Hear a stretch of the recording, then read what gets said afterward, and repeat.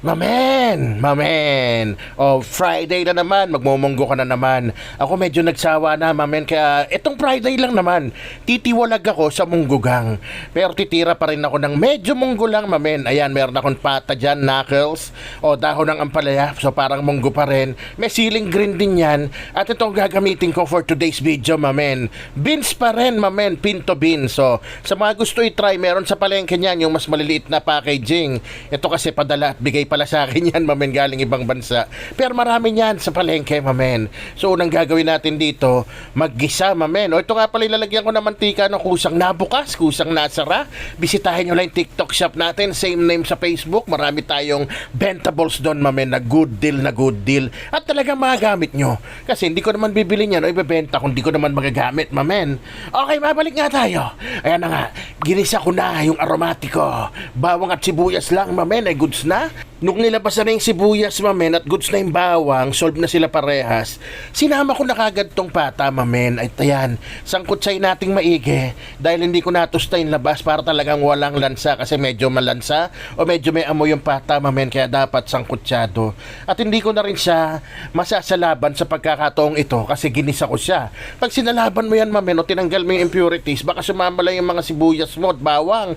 Ayan, mamen, tinimplahan ko na ng paminta. At paminta ulit siya kasi until yung nalagay ko kanina, ubos na pala yung pamintang durog ko, mamen.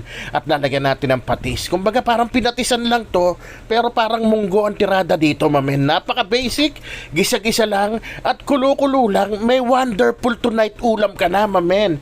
Ayan o, talagang sinangkot siya ko ng todo hanggang magmantika siya. Para kahit pumusta kayo, mamen, walang kalansa-lansa yan, pumunta ka pa dito, papatikim ko sa'yo. O ito nga yung pinto beans na gamit ko, mamen. Rectables na natin yan, malinis yan, mamen.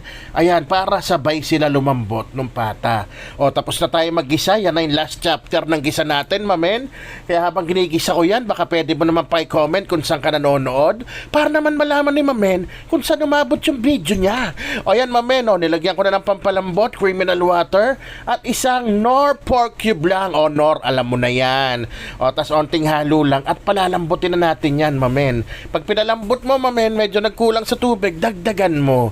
Ganun lang yon. Ako, dinagdagan ko yan mga 2 beses, mamen. Kasi gusto ko ganyang karami sabaw.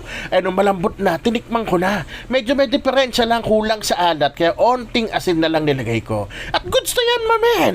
Ganyan kasimple. Lagyan na natin itong sile. Lutuin na natin mga 30 seconds. Pag goods na, lalagay ko na yung dahon ng ampalaya. At nagpapasandok na ako ng kanin sa misis ko. Kasi nga, pag nagaya na ng dahon, paluto na yan. Kaya alam nyo na kasunod yan. Isisigaw ko na.